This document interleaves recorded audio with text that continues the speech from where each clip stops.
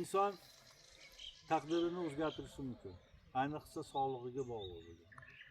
Ko'p aytaman, qayerda tug'ilgan bo'lsang, taqdiring o'shunga bog'liq.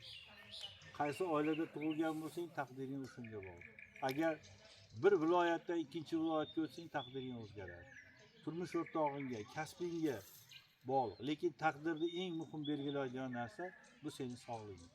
Va sog'liqni ham shu yerda belgilasa bo'ladi. Shunga kelib, sog'lig'i bo'yicha qanday niyat qilsa, albatta shu niyatlari amalga oshadi.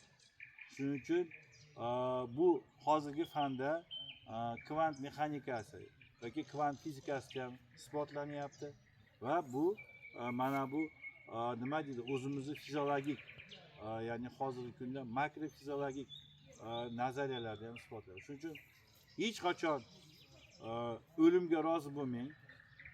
Hozir sun'iy intellekt hamma narsani zamonda o'ta tez rivojlantirib beryapti. Yaqin orada o'limga o'lim keladi.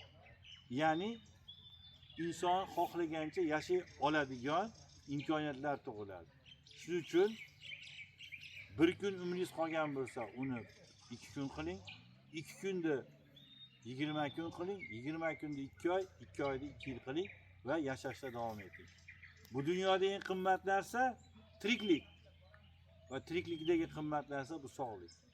Sog'likdagi eng qimmat narsa bu sog'lom turmush tarzi, to'g'ri orzu-umidlar qilish va hech qachon orqaga chekinmaslik va eng toza biologik muhitda yashash.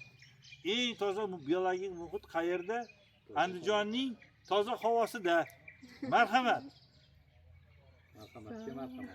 Marhamatga marhamat.